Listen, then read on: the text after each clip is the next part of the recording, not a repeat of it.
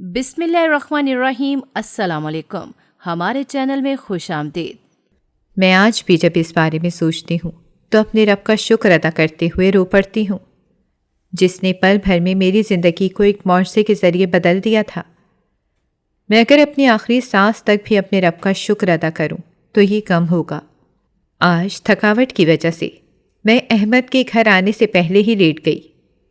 مجھے معلوم ہی نہ پڑا کہ میں کب نیند کی وادیوں میں اتر گئی۔ میں بے حد گہری نیند میں تھی کہ اچانک کسی کے بہت زور سے دروازہ کھولنے کی آواز میرے کانوں میں پڑی۔ میں ڈر کر فوراً اٹھ گئی۔ جب میں نے سامنے دیکھا تو احمد بے حد غصے میں مجھے گھور رہے تھے۔ وہ آج پھر شراب پی کر آئے تھے۔ ان کی آنکھوں میں خون اترا ہوا تھا، جیسے ابھی کسی کی جان لے لیں گے۔ ان کے چہرے پر اتنا غصہ دیکھ کر میری تو جان ہی نکل گئی تھی۔ وہ کمرے میں داخل ہوتے ہی آہستہ آہستہ میرے قریب آنے لگے۔ میں بے حد سہم گئی تھی۔ انہوں نے اپنا بیلٹ نکالا اور مجھے بے رحموں کی طرح مارنا شروع کر دیا۔ میں درد سے مسلسل چیخ رہی تھی اور مدد مانگ رہی تھی، مگر وہاں کون تھا ایسا جو میری مدد کے لیے آتا؟ احمد سے تو اپنے پیروں پر بھی کھڑا نہ ہوا جا رہا تھا، مگر پھر بھی وہ اپنی پوری جان لگا کر مجھے بیلٹ سے مار رہے تھے۔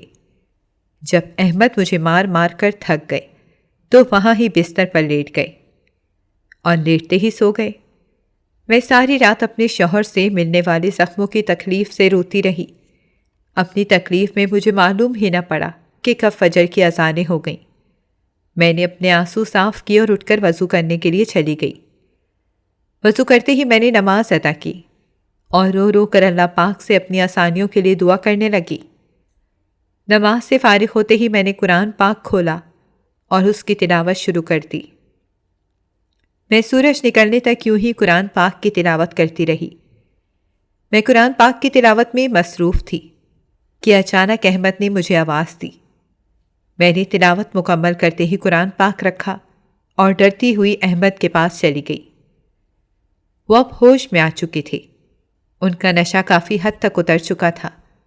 پہلے تو انہوں نے مجھ پر غور نہ کیا اور مجھ سے کہنے لگے کہ مجھے کپڑے نکال دو اور میرا ناشتہ بنا دو، مجھے بہت بھوک لگی ہے، میں نہاتے ہی ناشتہ کروں گا۔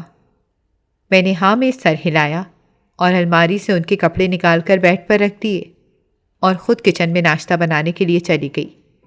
میری ساس جو کہ پہلے سے ہی کچن میں موجود تھیں، میرے چہرے پر اتنے گہرے زخم دیکھ کر مجھ سے پوچھنے لگیں کہ یہ کیا ہوا ہے؟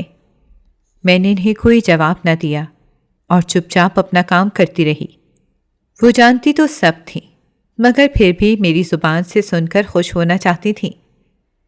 میں اکثر سوچتی کہ انہوں نے اپنے بیٹے کی کیسی تربیت کی ہے جو وہ اس قدر ظالم ہیں کہ انہیں مجھ پر ہاتھ اٹھاتے ہوئے ذرا بھی ترس نہیں آتا، اور یہ کیسی ماں ہے جو انہیں ایسا کرنے سے روکتی ہی نہیں ہے۔ میں سوچوں میں گم ناشتہ بنا رہی تھی کہ اچانک احمد مجھے آواز دینے لگے اور کہنے لگے کہ ناشتے میں اور کتنی دیر لگے گی؟ یہ سنتے ہی میں ٹرے میں ناشتہ سجا کر فوراً سے ناشتے کی ٹیبل پر چلی گئی۔ احمد پہلے سے وہاں بیٹھے ہوئے تھے۔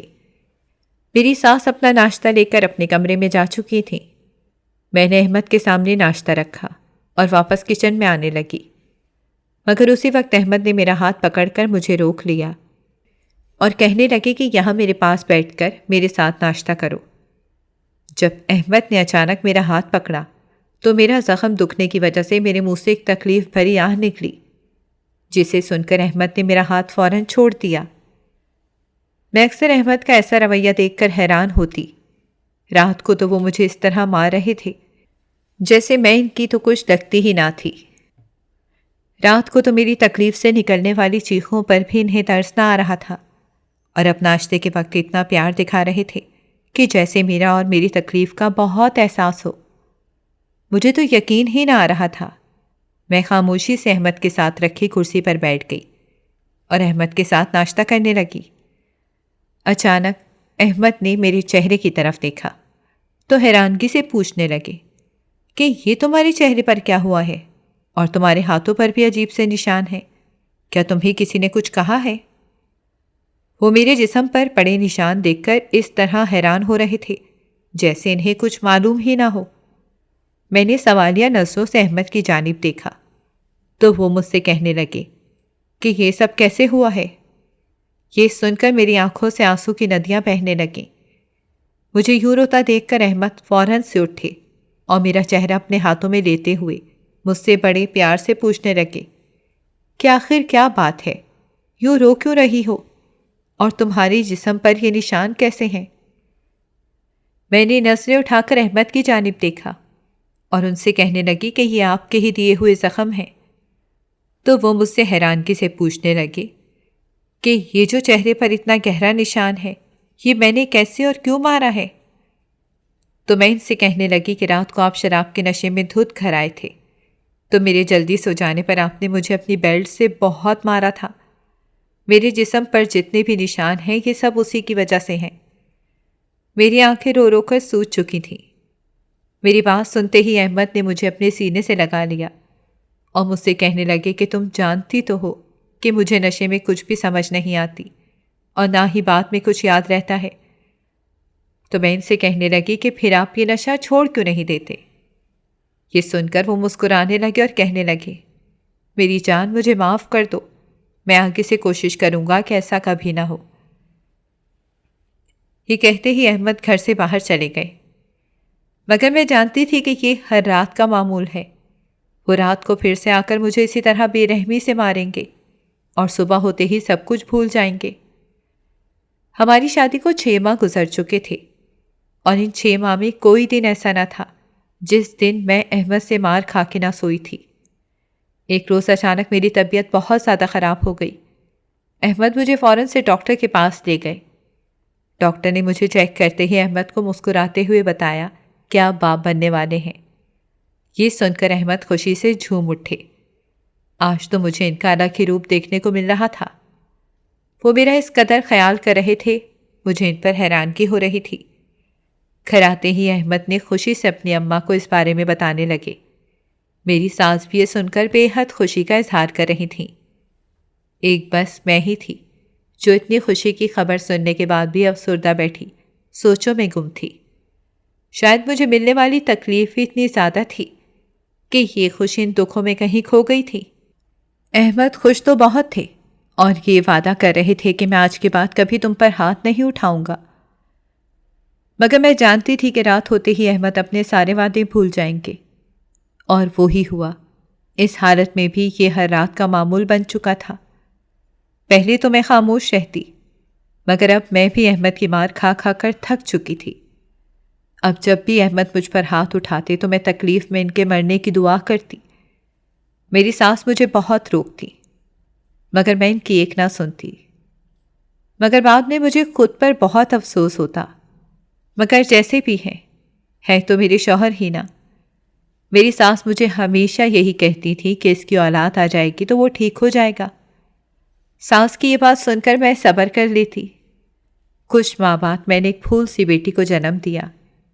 احمد کی خوشی کی کوئی انتہا نہ تھی۔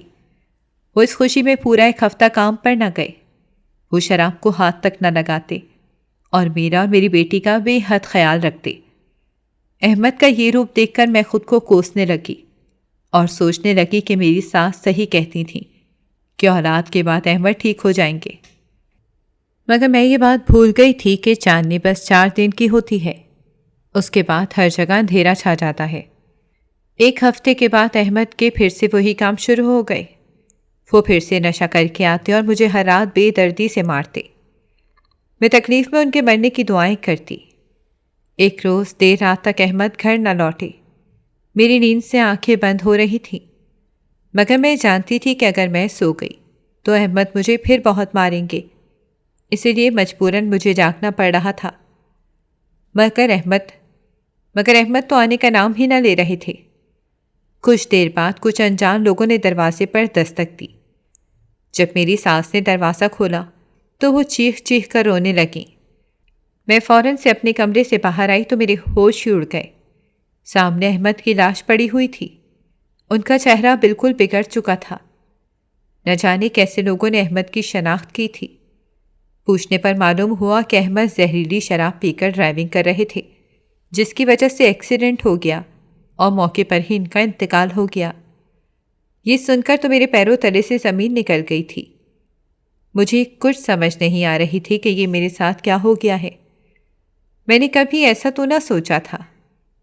میری ساس نے جب یہ سنا تو مجھے کوسنے لگی اور مجھے بد دعائیں دینے لگی اور کہنے لگی کہ یہ سب تیری بد دعاؤں کا نتیجہ ہے۔ احمد کی تدفین کے بعد انہوں نے مجھے میری بیٹی کے ساتھ عدت میں ہی گھر سے نکال دیا۔ میرا تو کوئی اپنا نہ تھا۔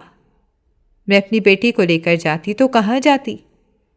میں یوں ہی سڑکوں پر ادھر ادھر بھٹکنے لگی۔ رات کافی ہو چکی تھی مگر مجھے ابھی تک کوئی ٹھکانہ نہ ملا تھا کہ اچانک کچھ عورتیں میرے پاس آئیں اور مجھے پکڑ کر اپنے ساتھ لے گئیں۔ میں نے خود کو بچانے کی بہت کوشش کی مگر میں غم سے نڈھال ہو چکی تھی۔ انہوں نے مجھے اور میری بیٹی کو ایک بڑے کمرے میں بند کر دیا۔ وہاں گپ اندھیرا تھا۔ مجھے یہ سب دیکھ کر بے حد ڈر لگ رہا تھا، لیکن جیسے ہی میری نظر سامنے بیٹھے آدمی پر پڑی تو میرے ہوش اڑ گئے، کیونکہ وہ آدمی تو… میرا نام صبا ہے، میری عمر 32 سال ہے، میں ملتان کی رہنے والی ہوں۔ میرے ابا پراپرٹی ڈیلر ہیں، میری اماں گھریلو خاتون ہیں۔ میں اپنے اماں ابا کی اکلوتی اولاد ہوں۔ اکلوتی ہونے کی وجہ سے میرے اماں ابا مجھ سے بے حد محبت کرتے۔ میں بچپن سے ہی بے حد خوبصورت اور ذہین تھی۔ ابا تو مجھ پر اپنی جان تک وار دینے کو تیار رہتے اور میری اماں میرے خوب لاڈ اٹھاتی۔ میں بچپن سے ہی بے حد ذہین تھی۔ جیسے ہی میں اسکول جانے کے قابل ہوئی تو ابا نے میری پڑھائی سے لگن دیکھتے ہوئے مجھے شہر کے ایک اچھے اسکول میں داخلہ لے دیا۔ میں اپنا دل لگا کر پڑھتی، اتنی کم عمر میں بھی اپنی پڑھائی پر خوب دھیان دیتی۔ میری اماں اسی عمر سے مجھے دنیا کی تلخ حقیقت کے بارے میں بہت کچھ بتاتی اور اسلام کے مطابق زندگی گزارنے کے طور طریقے سمجھاتی۔ اپنی عمر کے حساب سے میں ان کی باتوں کو سمجھنے کی بھرپور کوشش کرتی۔ میں جیسے جیسے بڑی ہو رہی تھی میری پڑھائی سے لگن بڑھتی ہی چلی جا رہی تھی۔ میں ہمیشہ جماعت میں اول آتی۔ میری کامیابی دیکھ کر اماں ابا بے حد خوش ہوتے۔ جب اپنی کامیابی پر میں انہیں یوں خوش ہوتا دیکھتی تو مجھے دلی سکون ملتا۔ اب تو میں نے ٹھان لی تھی کہ میں زندگی میں کچھ ایسا کروں گی جس سے ماں باپ کو مجھ پر فخر محسوس ہو اور فخریہ انداز میں دوسروں کو بتا سکیں کہ یہ ہماری بیٹی ہے۔ میں اماں ابا کی خوشی اور اپنا خواب پورا کرنے کے لیے دن رات ایک کر رہی تھی۔ اب میں 10ویں جماعت میں ہو چکی تھی۔ کچھ ماہ بعد ہی میری 10ویں کے امتحان ہونے والے تھے۔ میں سارا دن اپنے کمرے میں پڑھائی کرتی رہتی۔ مجھے تو کھانے پینے کی بھی کوئی ہوش نہ رہی تھی۔ اماں ابا مجھے بہت سمجھاتے۔ وہ مجھ سے بار بار ایک ہی شکوہ کرتے کہ میں ان کے ساتھ اب وقت نہیں گزارتی اور نہ ہی ہمارے ساتھ بیٹھ کر کھانا کھاتی ہوں۔ اماں ابا کی یہ بات سن کر مجھے اپنی غلطی کا احساس تو ہوتا، مگر میں انہیں کیسے سمجھاتی کہ میں یہ سب ان کی خوشی کے لیے ہی تو کر رہی تھی۔ پڑھائی کے معاملے میں بے حد جنونی ہو چکی تھی۔ مجھے کیسے بھی کر کے اپنا خواب پورا کرنا تھا۔ امتحان سے فارغ ہوتے ہی میں نے اپنا سارا وقت اپنے اماں ابا کے ساتھ گزارنا شروع کر دیا تاکہ پچھلے سارے گلے شکوے دور کر سکوں۔ اب میں کچھ ماہ کے لیے بالکل فارغ ہو گئی تھی۔ اب میں آئے دن اماں ابا کے ساتھ گھومنے کے لیے کہیں نہ کہیں جاتی رہتی۔ امتحان کی وجہ سے میں جتنا بھی وقت اپنے اماں ابا سے دور رہی تھی میں اس کی بھرپائی کر رہی تھی۔ یوں ہی وقت گزرتا گیا اور آخرکار میرا 10ویں جماعت کا رزلٹ آ گیا۔ پہلے تو میں بہت گھبرائی ہوئی تھی، مگر اپنا رزلٹ دیکھنے کے بعد میری آنکھیں کھلی کی کھلی رہ گئیں۔ خوشی سے میری آنکھوں سے آنسو بہنے لگے۔ اماں ابا میری کامیابی پر بے حد خوش تھے۔ میں نے آج سے پہلے انہیں اتنا خوش کبھی نہ دیکھا تھا۔ میں نے پورے ضلع میں ٹاپ کیا تھا۔ میں اماں ابا کو اتنا خوش دیکھ کر خود پر فخر محسوس کر رہی تھی کہ ہماری یہ خوشی چند لمحوں کی مہمان ہے۔ اس خوشی کو منانے کے لیے ابا مجھے اور اماں کو باہر لے گئے۔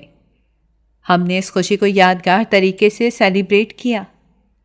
کچھ دن گزرنے کے بعد ہی ابا نے مجھے شہر کے ایک اچھے کالج میں داخلہ لے دیا اور میں نے دوبارہ سے اپنی پڑھائی پر دھیان دینا شروع کر دیا تاکہ میں ایک بار پھر سے محنت کر کے سب کو خوش کر سکوں۔ میں روزانہ ابا کے ساتھ صبح کالج جاتی اور کالج کی بس پر واپس گھر آ جاتی۔ اسی دوران مجھے کالج میں ایک لڑکا پسند آ گیا۔ وہ بے حد شریف اور انتہا کا خوبصورت تھا۔ اسے دیکھتے ہی میرا اس پر دل آ گیا۔ شروع میں تو ہم دونوں کے درمیان کوئی خاص بات چیت نہ ہوتی، مگر وقت گزرنے کے ساتھ ساتھ اب تو ہم اچھے دوست بن چکے تھے۔ میں نے اس کے بارے میں گھر میں پہلے سے بتا رکھا تھا۔ رضا اکثر اب ہمارے گھر بھی آ جایا کرتا اور میں بھی پڑھائی کے سلسلے میں اکثر اس کے گھر چلی جایا کرتی۔ ہمارے اماں ابا کی بھی اب آپس میں اچھی جان پہچان ہو چکی تھی۔ مجھے ان سب میں معلوم ہی نہ پڑا کہ دوستی کب پیار میں بدل گئی۔ میں اور رضا ایک دوسرے کو بے حد چاہنے لگے تھے۔ جب مجھے اس بات کا احساس ہوا تو میں نے فوراً اس بارے میں اماں کو بتا دیا۔ اماں یہ سن کر خوش تھیں کیونکہ وہ رضا کو بہت چاہتی تھیں اور وہ اسے اپنے گھر کا داماد بنانا چاہتی تھیں۔ وہ تھا ہی اتنا اچھا کہ کوئی بھی اس سے ملتا تو اس کا دیوانہ ہو جاتا۔ اماں نے اس بارے میں جلد ہی ابا کو بھی سب کچھ بتا دیا۔ ابا اس رشتے پر راضی تھے۔ اب بس وہ یہ چاہتے تھے کہ کالج کی پڑھائی مکمل ہوتے ہی رضا گھر رشتہ لے آئے تاکہ ابا جلد از جلد اپنا فرض ادا کریں۔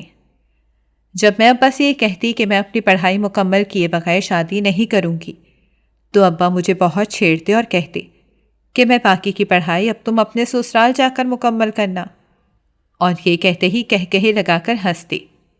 کچھ ہی عرصے بعد ہمارے امتحان ہونے والے تھے، اسی لیے میں ان باتوں پر غور کیے بغیر اپنی پڑھائی پر توجہ دینے لگی۔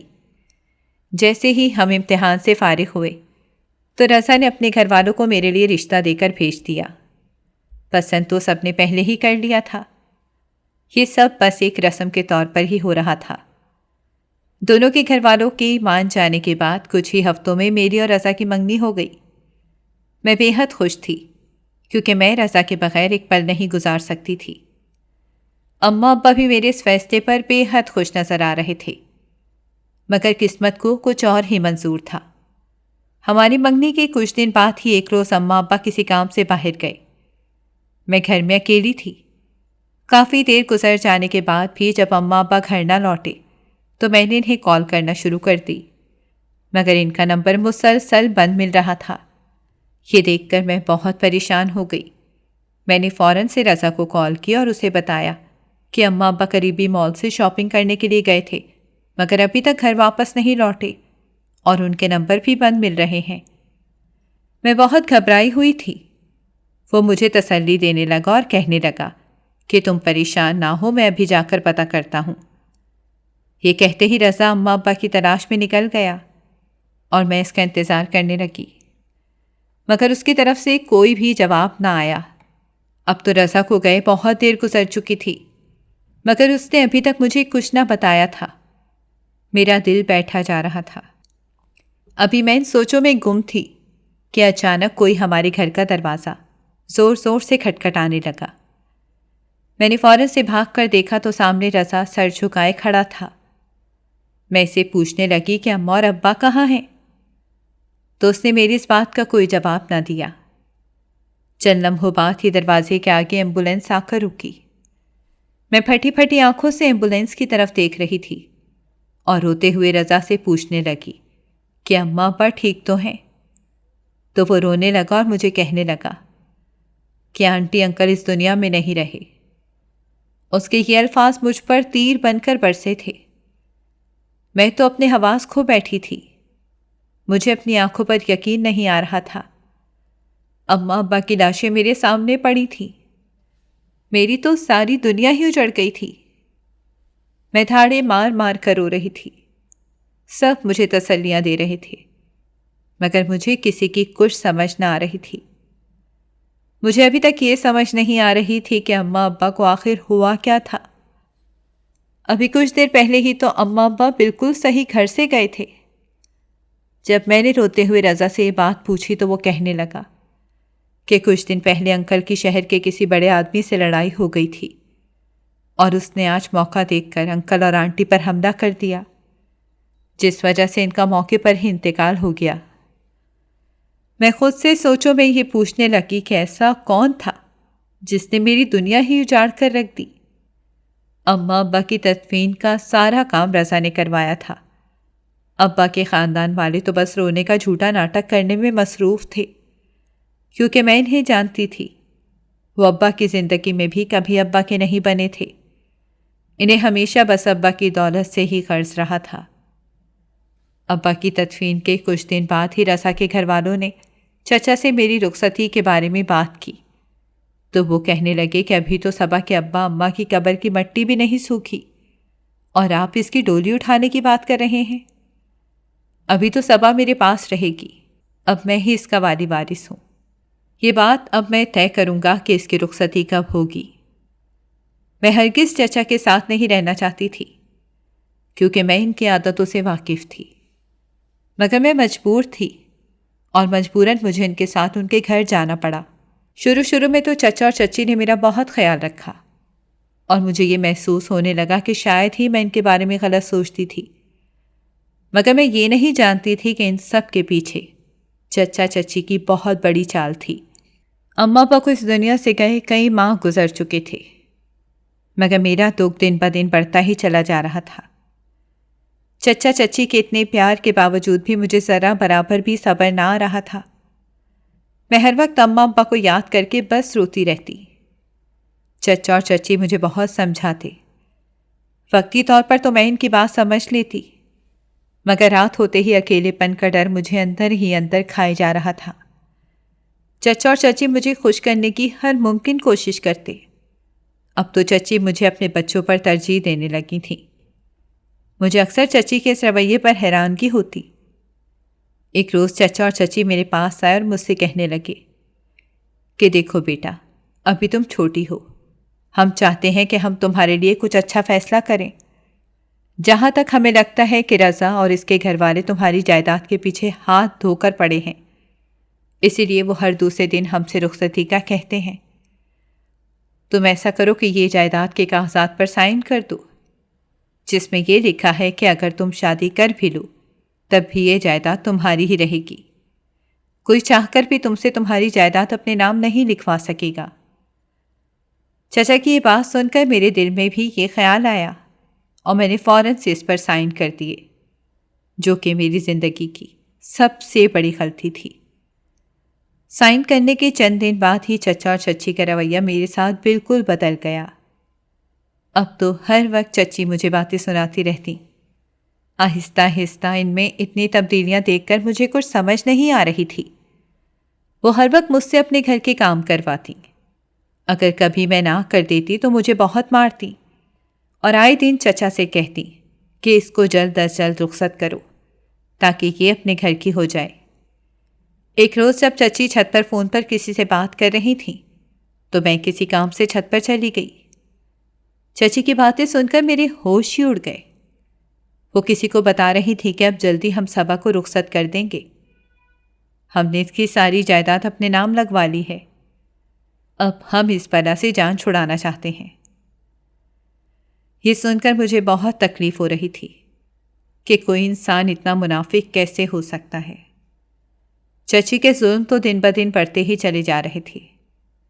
میں سارا دن اور رات ان کے گھر کے کام کرتی رہتی۔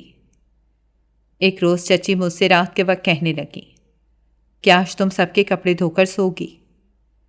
میں خاموش رہی، کیونکہ اگر میں کچھ بولتی تو یقیناً چچی مجھے بہت مارتی۔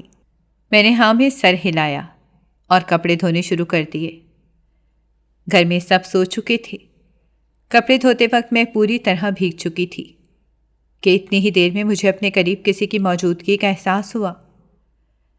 جب میں نے مڑ کر دیکھا تو چچا کا سب سے بڑا بیٹا اذان، جو کہ مجھ سے چند سال ہی بڑا تھا، مجھے عجیب طریقے سے گھور گھور کر دیکھ رہا تھا۔ میں نے فوراً سے اپنا دوپٹہ لیا اور دوبارہ کام کرنا شروع کر دیا، مگر اب وہ اچانک میرے قریب آنے لگا۔ میں بے حد گھبرا گئی۔ اس نے میرے بازو کو مضبوطی سے جکڑ لیا۔ میں چیخ چیخ کر چچا کو بلانے لگی۔ میری چیخیں سنتے ہی چچا اور چچی صحن میں آ گئے اور مجھے باتیں سناتے ہوئے کہنے لگے کہ تمہیں اس وقت کون سا جن نظر آ گیا ہے جو تم اتنا چیخ رہی ہو؟ اتنی دیر میں اذان مجھ سے دور ہو کر کھڑا ہو گیا۔ میں نے چچا اور چچی کو بتایا کہ اذان مجھے ہراساں کرنے کی کوشش کر رہا تھا۔ یہ سنتے ہی چچی آگ بگولا ہو گئی اور کہنے لگی کہ تم ہوتی کون ہو میرے اتنے شریف بیٹے پر الزام لگانے والی؟ تم نے ہی ضرور کچھ کیا ہوگا، میرا بیٹا ہرگز ایسا نہیں ہے۔ چچا اور چچی تو میری کسی بات پر یقین نہیں کر رہے تھے۔ چچی چچا سے کہنے لگی کہ جلد از جلد اب اس کو رخصت کر دو، میں اسے مزید اپنے گھر میں برداشت نہیں کر سکتی۔ کچھ دن بعد ہی چچا اچانک میرے پاس آئے اور کہنے لگے کہ اٹھو، میں نے تمہاری شادی طے کر دی ہے، تمہیں آج رخصت ہو کے اپنے گھر جانا ہے۔ کہ کیا رضا آیا ہے؟ تو چچا کہنے لگے کہ نہیں، میں ہرگز تمہاری شادی رضا سے نہیں کروا سکتا۔ میں بے حد پریشان ہو گئی، میرا رضا سے کوئی رابطہ بھی نہیں تھا۔ جب سے میں چچی کے گھر آئی تھی، چچا نے بہانے سے مجھ سے میرا موبائل لے لیا تھا کہ چچی مجھے زبردستی تیار کر کے جب ڈرائنگ روم میں لے کر آئیں تو سامنے ایک عورت اور ایک آدمی بیٹھا ہوا تھا۔ وہ آدمی مجھ سے کچھ سال بڑا لگ رہا تھا۔ میرے آتے ہی مولوی صاحب نے نکاح پڑھایا اور چچا نے مجھے احمد کے ساتھ رخصت کر دیا۔ میں مسلسل روئی جا رہی تھی۔ احمد نے سارے راستے مجھ سے کوئی بات نہ کی۔ گھر پہنچتے ہی اس نے مجھے اور میری ساس کو اندر بھیج دیا اور خود نہ جانے کہاں چلے گئے۔ میں سجی سنوری دلہن کے لباس میں بیڈ پر بیٹھی احمد کا ساری رات انتظار کرتی رہی اور روتی رہی۔ چچا نے میرے ساتھ بہت زیادتی کی تھی۔ میں اپنی اماں اور ابا کو رو کر یاد کر رہی تھی کہ اچانک کسی نے کمرے کا دروازہ زور سے مارا۔ میں اچانک سے ڈر گئی۔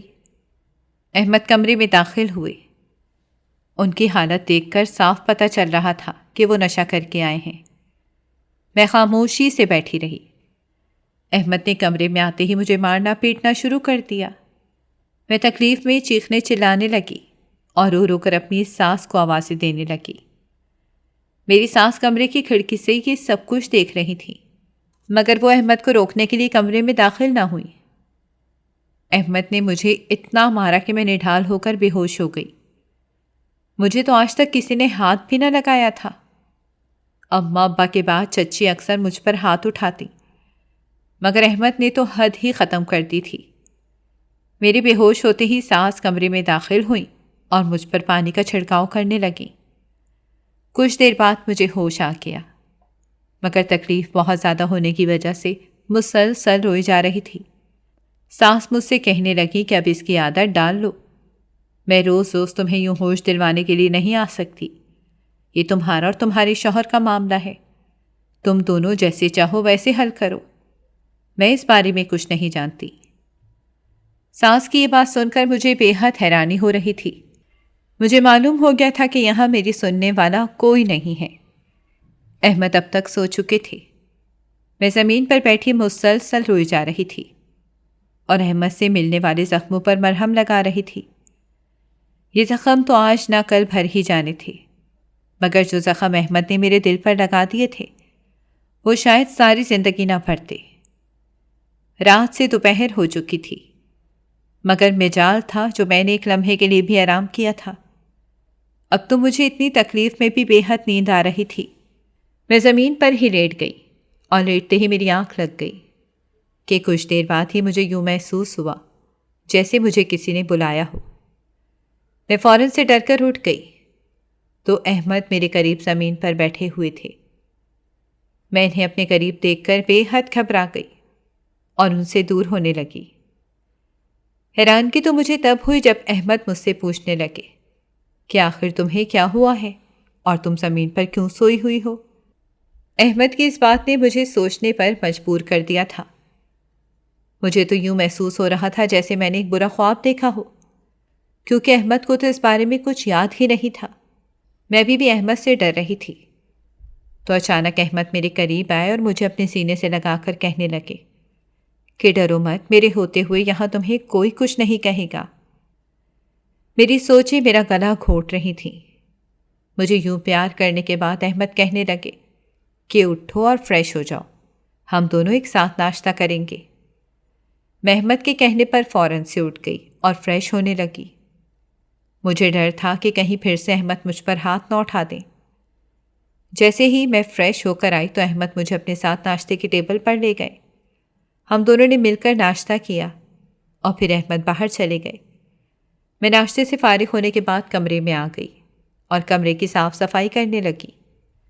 رات کو احمد نے مارتے وقت ہر چیز توڑ دی تھی کمرے کی صفائی کرنے کے بعد میں اس قدر تھک چکی تھی، اسی لیے میں بستر پر لیٹتے ہی سو گئی۔ رات کافی ہو چکی تھی مگر میں ابھی بھی سو رہی تھی۔ میں بے حد گہری نیند میں تھی کہ اچانک مجھے یوں محسوس ہوا جیسے میرے ہاتھ پر آگ لگ گئی ہو۔ تکلیف سے میری آنکھ کھل گئی مگر آگے کا منظر دیکھ کر میں پھوٹ پھوٹ کر رونے لگی۔ احمد، جو کہ آج پھر نشہ کر کے گھر آئے تھے، اور بیڈ پر بیٹھتے ہی انہوں نے سگریٹ پینا شروع کر دیا۔ مجھے یوں سوتا دیکھ کر ان سے میرا سکون برداشت نہ ہوا اور انہوں نے میرے ملائم ہاتھوں پر جلتا سگریٹ لگا دیا۔ میں تکلیف سے تڑپ رہی تھی مگر احمد کو مجھ پر ذرا ترس نہ آ رہا تھا۔ رات تو میں نے جیسے تیسے کر گزاری۔ صبح ہوتے ہی میں اپنی ساس کے پاس چلی گئی اور ان سے کہنے لگی کہ آپ مجھے میرے چچا چچی کے پاس واپس بھیج دیں، میں احمد کے ساتھ ہرگز نہیں رہنا چاہتی۔ وہ میری بات سن کر کہکے لگا کر ہنسنے لگیں اور کہنے لگیں کہ کون سے چچا چچی؟ کیا تم نہیں جانتی تمہارے چچا چچی نے تم سے نکاح کے بدلے احمد سے ایک بھاری رقم وصول کی ہے؟ یہ سن کر میرے سر پر آسمان ٹوٹ پڑا۔ اب تو یہ روز کا معمول بن چکا تھا۔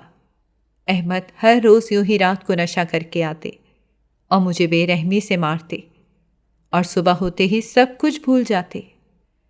احمد کی مار کھا کھا کر میری بس ہو چکی تھی۔ اب جب بھی احمد مجھ پر ہاتھ اٹھاتے تو میں رو رو کر انہیں بد دعائیں دیتی۔ میری ساس مجھے روکتی اور سمجھاتی کہ اولاد کے ہو جانے کے بعد یہ بالکل ٹھیک ہو جائے گا، مگر بیٹی کے آ جانے کے بعد بھی احمد میں ذرہ برابر تبدیلی نہ آئی تھی۔ احمد بس اتنا سا بدلے تھے کہ وہ ہماری بیٹی کو بے حد پیار کرتے۔ اس میں تو احمد کی جان بستی تھی مگر میرا ذرا برابر بھی احساس نہیں کرتے تھے۔ ایک روز احمد مجھے مار کر گھر سے چلے گئے اور میں انہیں رو رو کر بد دعائیں دینے لگی۔ رات کافی ہو چکی تھی مگر ابھی تک احمد گھر نہیں لوٹے تھے۔ کچھ دیر بعد کچھ لوگ احمد کی میت لیے ہمارے دروازے پر کھڑے تھے۔ میری ساس یہ دیکھ کر مجھے برا بھلا کہنے لگیں اور مجھے میری بیٹی کے ساتھ عدت میں ہی گھر سے نکال دیا۔ میں اپنی بیٹی کو لے کر ادھر ادھر بھٹکتی رہی۔ صبح سے شام ہو چکی تھی مگر مجھے ابھی تک کوئی ٹھکانہ نہیں ملا تھا۔ میں راستے میں بیٹھی پھوٹ پھوٹ کر رو رہی تھی کہ اچانک دو عورتیں میرے پاس آئیں اور مجھ سے رونے کی وجہ پوچھنے لگیں۔ جب میں نے انہیں سب کچھ بتایا تو وہ مجھے پکڑ کر ایک جگہ لے گئیں۔